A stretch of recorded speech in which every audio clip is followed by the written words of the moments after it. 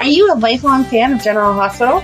Are you a new fan who wants to know more about the history of the show? Do you enjoy talking about the show with others? Do you find yourself yelling at the TV? Is your self-care an hour a day in Port Charles? If so, we invite you to join hosts Amanda Kimmel and Shannon Coach at the place where all the hidden conversations take place and secrets are revealed. Meet us at Pier 54, a General Hospital fan podcast. Hello. Hi. Welcome to the Port Charles 411, part 2 of the 1980s, part 3 of the Alan series. Today we are picking up where we left off last week.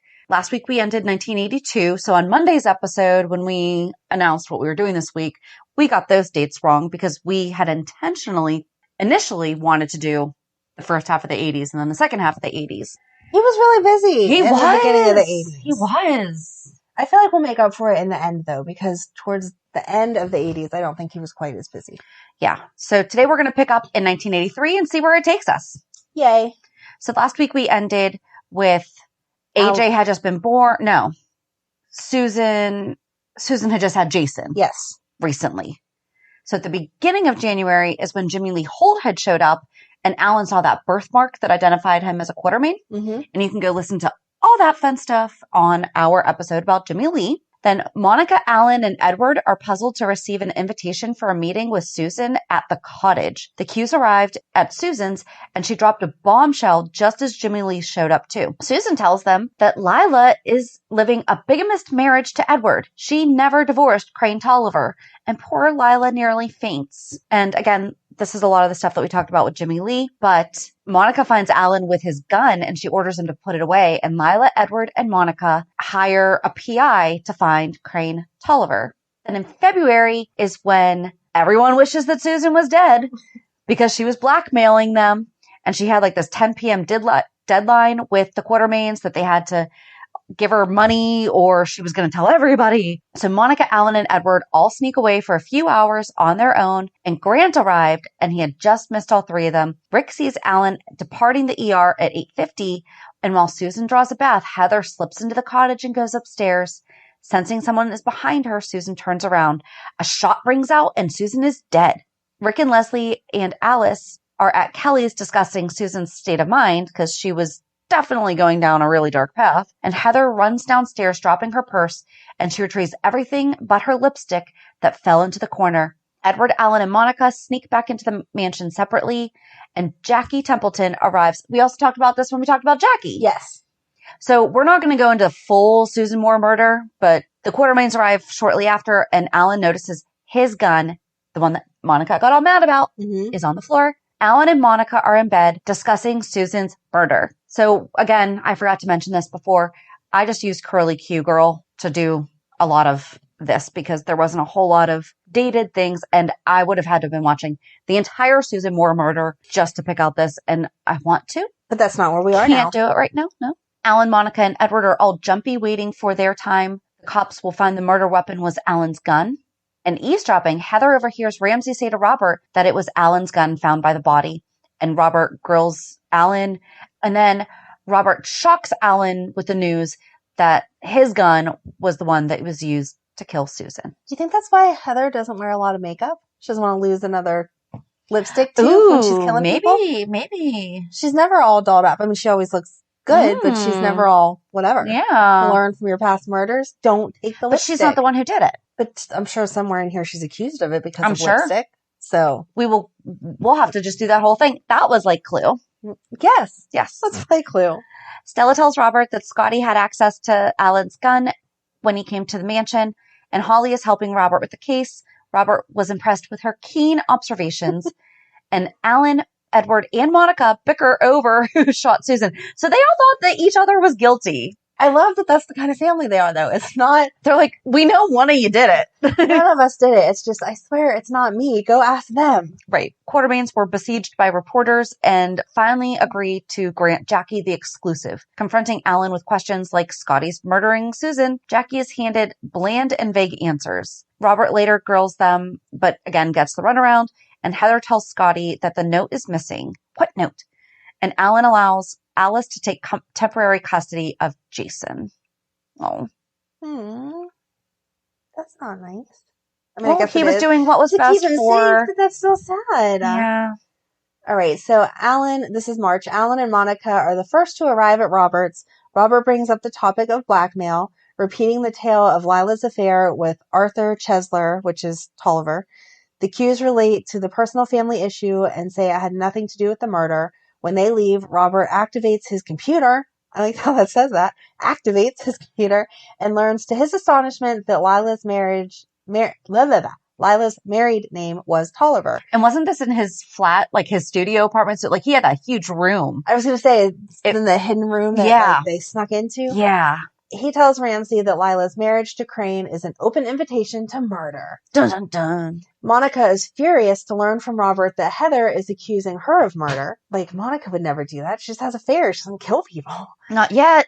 The Q's house is in chaos. Robert is in the cellar and finds the bullet-ridden pitcher. Alan admits it was used only as a stress reliever. Oh, so don't leave your bullet-ridden pitchers around, because that might get you in trouble. I know. And not in your basement. Go to a shooting range. Or in the middle of the woods. Here's a new 411 on top of this. Where to get your stress out. Oh, by the way, Max started his little How to Survive. Yeah, his first one was How to Survive. I fall down the stairs? Yeah. Oh, no. I think it was. I'm going to be stressed out. I'm almost positive. I can't watch that. I'm like, don't get hurt. He fell down the stairs at the playground. Like, it was cute. Aww. Yep. Okay, back to this. Max, now you can help people figure out where to do their target shooting. Don't leave pitchers shot up in your basement. Anyway, he never intended How to survive a murder charge on General Hospital. Yes. He never intended to shoot her for real. Bert learns from Rick that Alan left the hospital early the night of the murder, and Robert learns that Tolliver was in jail the night of the murder. Robert finally gets Alan to crack. Alan and Monica read the scandalous headlines in the morning paper. Why hasn't Monica Quartermaine been arrested for murder? Against hospital procedure, Monica holds an impromptu press conference denying any truth to the rumor on the PC Herald slandering her in the murder. She turns the tables on Heather, calling her a pathological liar. I'm sure that wasn't the first or last time she was called that. The rest of the month goes over a lot of what we talked about during all the Jimmy Lee stuff with the party and the further tidbits about Susan Moore's investigation and Tolliver dying. Oh my gosh, I can't read again this week. Tolliver dying, etc. I guess I can handle that. In April, Alan tells Lila that he has a surprise for everyone later on. Monica walks in and finds Alan playing with Jason and AJ. Monica is horrified to find both children together. For some reason, Rick doesn't show up to his clinic to open it, so Alan and Monica arrive wanting to lend a hand. This is where everything got real. You just had to pick and choose because you didn't want to be in the middle. But I think it was significant that Alan and Monica were there together. Yeah. And then in May, Alan and AJ are at the Quartermaine house. And then in June, Alan tells Monica he is going to get Jason back from Alice. Monica argues with Alan that she will not allow that bastard in her house. Not cool, Monica. No. Listening to Jake. Again, please get a baby book. There are thousands of names we don't need to have. Which Jake? Listening to Jake plead Alice's case, Alan surprisingly suggests that for now, things can remain the same. Probably because it was going to be more he's trying stable. To think of Jason. Yes. There is a hostage crisis in the hospital cafeteria after Monica loses a patient, the wife of a man named Mr. Larrick. Once the situation is over, Monica arrives home. Oh, so Mr. Larrick held her hostage. Got it. Once the situation was over, it reminded me of Grey's Anatomy when that guy went around and killed everybody. And I was like, psycho! That was a scary episode. Once the situation is over, Monica arrives home and Edward and Lila go up to bed, leaving Alan and Monica alone together. Alan comforts his wife and tells her how much she means to him and that he could never bear to lose her. Not for anything, not even for Jason. I don't like that. Go ahead. He promises to get someone to care for Jason. Spoiler alert, it works out. Well, thank you. Thank you for reassuring me. In case you don't watch the show now, know that Monica kind of likes Jason. Like, it works out. Hey, by the way, in Titanic, it sinks. So he promises to get someone to care for Jason, and he doesn't want to worry about it. He tells her that he has never lived with Jason, but he knows he can never bear to live without her. Alice is frightened. She confides in Leslie, and even with Alan's assistance, she's afraid that she will not get custody of Jason. Trying to calm the woman, Leslie gives Alice some aspirin. Alice drops off Jason at the cottage and goes to the Quartermaines. It's wonderful news for Alice to hear that Alan will try and help her get custody of Jason. As she goes to kiss him for thanks, she collapses and is whisked away to GH.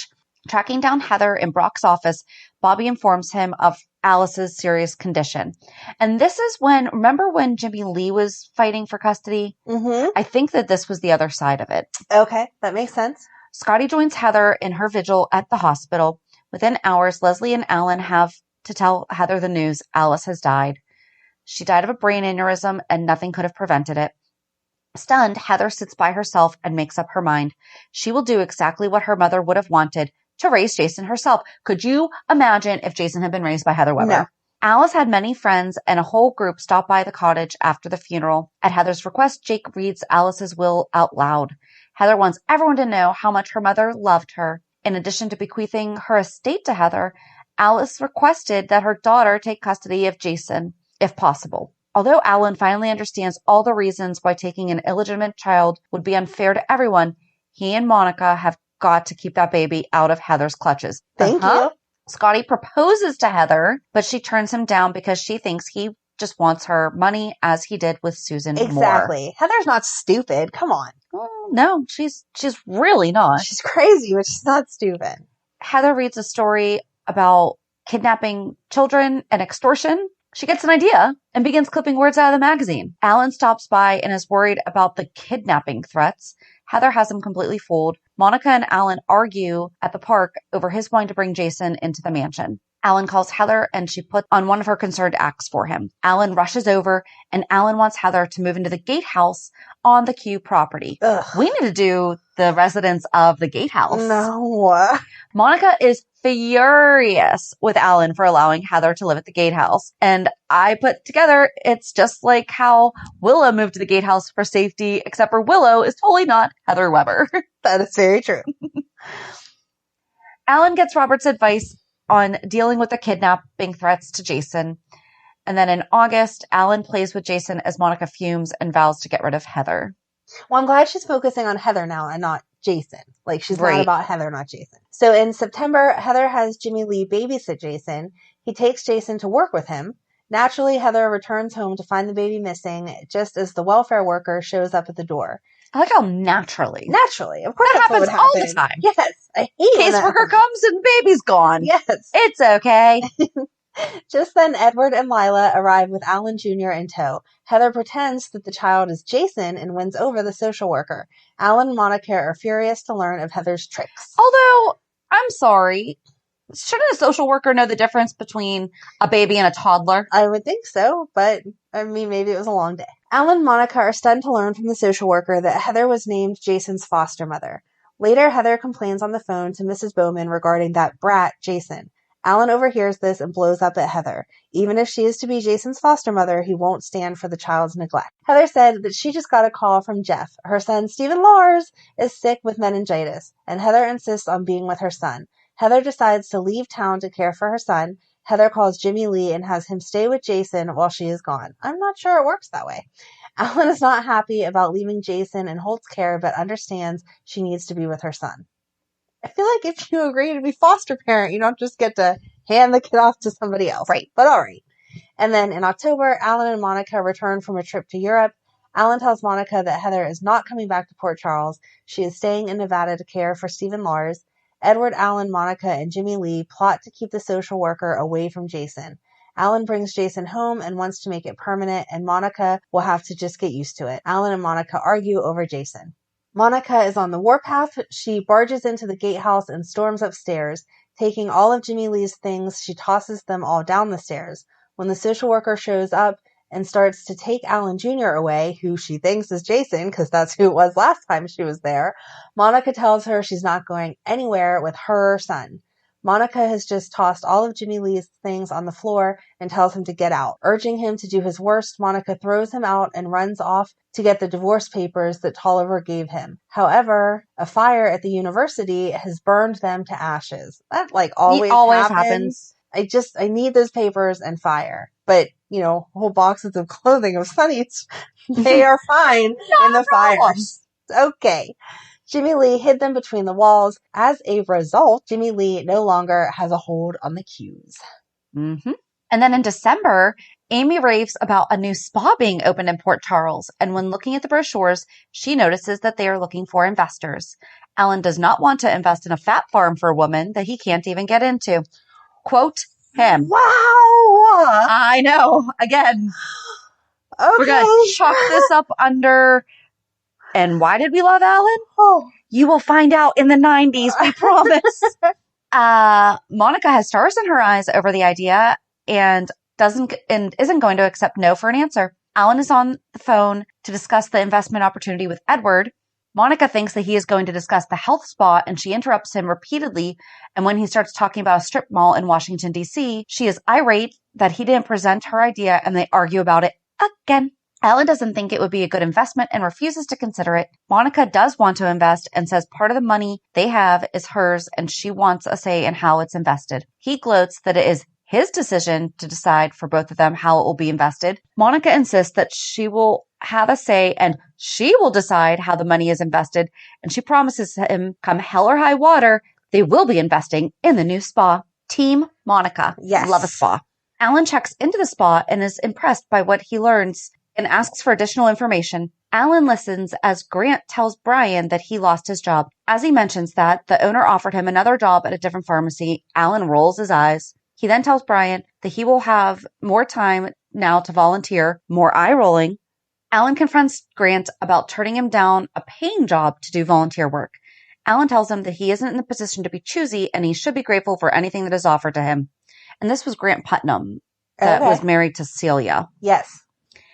Alan reminds him that he is taking advantage of the family's generosity and he is living off the family.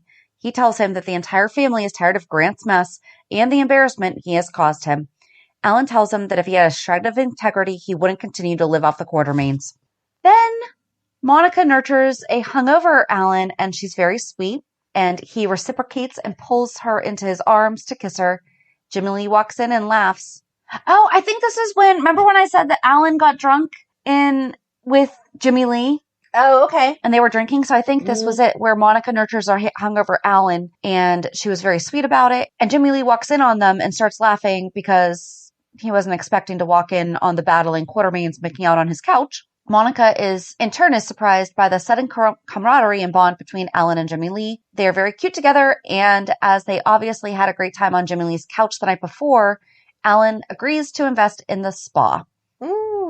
That's one way to get what you want, Monica. Yep. Back at the mansion, they continue to giggle and laugh together. He asks exactly what he said the night before, and she tells him his rantings of love. They're both glowing in the morning, but their morning is disturbed when Lila comes downstairs and tells them that Edward had vanished during his trip to London and no one knows where he is. Alan and Monica arrive at General Hospital, and Amy is thrilled to hear that Monica intends on investing in the spa. Amy shows her the articles in the paper about Lorena Sharp, the president of Avalon Company, is coming to town, and Monica is thrilled at her chance to approach them about investing. And then a beautiful woman arrives as a representative for Avalon Spas, and suddenly Alan is very eager to discuss the situation. He takes her down to the cafeteria and listens intently to her pitch, and Monica is not amused to find Alan sitting with her and suddenly so totally fine with going into the investment after meeting the beautiful sales rep. And on Christmas morning, there was a scene where Alan was playing by the trees with AJ with an electric train. Aww. I love trains for Christmas. So then in January of 1984, Monica informs Alan and Edward that she is redecorating the East Wing to welcome the visit of her long-lost cousin. Monica gives Alan the cold shoulder treatment since he and Edward object to her bringing her cousin into the house. Alan tries to convince Edward to let Monica have her way and allow her cousin to stay. Isn't it Monica's house, so why do we really need his permission? As we learned in last week's episode, not until Alan dies. But it's enough. But it's still not Edward's. Right. It would be Alan's. Correct. So, whatever. Edward, zip your lip. In February, Jimmy Lee drives Lorena to the Q's where she finally meets her cousin Monica. When Alan demands proof of their relationship, Lorena produces a twin locket to Monica. Over Alan's objections, Monica invites her newfound cousin to move into the mansion. Lorena chats with the Q's about Avalon spas. Edward is cordial to her, but puts the whole spa idea down in front of Lorena. Later, Edward and Alan try to convince Monica that Lorena is a gold digger. Lorena arrives at GH to see Monica. Alan wants to know why she's there. Monica tells him that she's going to lunch with Lorena, and Alan wants to go along too and crashes their party, though Monica tries to discourage him. Leslie interrupts and asks Alan to take over for her in the clinic. After the ladies leave, Alan calls his father to tell him they are getting too chummy and tells him where they are headed. Edward says he will go over there and pump her for info. It's about time they find out how this mystery woman operates. Back at the Q's, Lorena, Monica, and Edward return from lunch. Edward hands some paperwork to Alan and suggests they form a board. Lorena disagrees. She wants to maintain control. Well, duh, of course she does. Yeah. In June, Edward had Monica sign some papers, and when she confronted Alan about it, he avoided it. Turns out it was the sale of the spa. Monica is furious and lashes out at Edward and Alan. Feeling betrayed, Monica decides to move out of the mansion and into a hotel. Monica tells Amy that she's separated from Alan and is staying at the Port Charles Hotel. Edward and Alan plead their case, but Monica won't budge. Lorena, meeting with the trio at GH, is informed by Edward that her spa is now merged with the Quartermaine chemical plant. Pursuing Monica to her hotel room, Alan grabs his wife in a fury. The two end up making love. All they ever do is hook up after, huge fights. They fight just to hook up. Yeah. All the time. You can hook up without fighting. Alan brings over a sad Alan Jr. to Monica's hotel room, hoping to convince his wife to come home. Alan turns up at Monica's hotel room with news that Beatrice is in the hospital. Monica decides to return to the mansion. Alan, Edward, and Monica plotting against Beatrice. Alan then rents a gravity machine to see if Beatrice could really have fallen out of one. I do not understand, but I was just so intrigued by that sentence that I had to put it in there. Okay. Because, what? Yeah, Alan rents a gravity machine to see if Beatrice really could have fallen out of one. Yep. Okay, thought maybe I read it wrong the first time. The conclusion is they believe Beatrice tampered with the device and caused it to drop her at the right time that Edward touched it. What? But okay, this whole spa storyline sounds awesome and like one we need to do our own research on because I need to know what a gravity machine is. But between this, Jimmy Lee, Beatrice, and a few other medical things that pop up occasionally, it seems like Alan wasn't the center of another storyline for a while. Yeah. And then in December at the Quartermaine mansion, Monica snuck into the room of the East Wing, which had been closed off. And Alan followed her into the room and he startles her. They start to bicker and Alan goes to leave only to find the doorknob is broken. They're stuck inside with no heat and no electricity. They continue to bicker over money, the lack of heat, the lack of electricity, and Monica tells Alan she was trying to save money by shutting it down. They have only $40 million after Jimmy Lee. Alan starts to warm Monica's hands and they get closer for body heat. Monica has an idea. I like this. I know. Of how they can warm up and they fall into bed. Meanwhile, Lila and Edward are in the drawing room discussing the holidays. Is that the den? The drawing room? Sure. Where they hang out? I think so. It would make sense because there's a lot of light in there. Edward is being a Scrooge and claims to hear noises in the East Wing and wants to investigate. Lila dissuades him and convinces him to help her send out Christmas cards. Oh, I love that Lila writes her own Christmas cards. That's cute. Monica and Alan are having pillow talk and agree that this was new. They had been in a bit of a rut, and they are concerned not only do they not have heat, but no food or water. Who will come looking for them? They get dressed and begin to argue in earnest when they still can't get out. They find a candle and a single match. Alan wants to light the bed on fire, and the smoke will bring the fire department. Monica says it will also kill them. Down in the drawing room, Edward and Lila are having a lovely afternoon, drinking tea and flirting on the couch. They were so cute when they flirted. Oh my gosh. She rolled that man. Oh, heck yeah. He was just crumbled to her. Up in the East Wing, Alan finds food in the nightstand and they jump on it. Ew. Alan is suspicious. The food is fresh and Lorena has been gone for months. He suspects a spy may have been camping out and reporting back to Jimmy Lee. Monica tells him that he's paranoid and the door opens and the boys, Alan Jr. and Jason, come in and they are surprised to see each other. The boys tell their parents that this is their secret Aww. hideaway to play. And did they come up here to play too? In the drawing room, Edward is making martinis and suggesting he take advantage of Lila. Oh, is that like we should take advantage of this quiet afternoon? I would guess so. Then Alan, Monica, and the boys walk in. Lila tells them they look stressed and they should find a quiet place and spend the day alone, just like she and Edward did. And that's the end of 1984. I feel like every year is just going to be Monica and Alan fight, Monica and Alan hook up, Monica and Alan fight some more. Like, that's their whole relationship. Right. So we're going to end there. And then next week we will finish the 80s. Yes. Promise. But just thought that was a really sweet little place to end. I just love They all Lila. had nice days. Yeah. You guys should just, I can just picture her saying it. And the boys saying, are you playing too? Like, this is our little hideout. I know. I need to go. gosh. I did not watch any of these videos for these 2 years. I want to see this. I want to see AJ and Jason walking in on them as kids. Yes. So cute. Because they were sore-assed guys. Oh, yeah. I think we've discussed this. Yes. But no idea about that whole spa thing. Like, what happened to it? Why did it not take off? I'm getting the impression that Lorena was a scam artist. I'm sure that it was the way that, or that she was the way that it said this. But when they first started talking about it, I thought it was going to be that workout center. Remember whenever we talked about seeing Anna and Felicia and them in their outfits, and it was totally 80s outfits, but oh my God, they looked amazing. And Richard Simmons? Yes. I thought that was going to be the spa. Okay. It was like a spa workout center, but apparently not. I'm sure. Because I guess the Metro Court has the spa, because we know that from who went to the spa at the Metro Court? Willow went there for the day, right? Yes. I think so. Yes. I think, yeah. So that was part 2 of the beginning of the 80s. So we don't know how many weeks this is actually going to take us to do, Alan, because every week just seems to get more and more interesting. But join us on Monday as we talk about this week's shows. Have a good weekend. And we'll meet you at the pier. Bye. Bye. If you enjoyed today's show, we invite you to go to pier54podcast.com to subscribe on your favorite platform. Don't forget to leave us a review. And you can also follow us on many social media channels.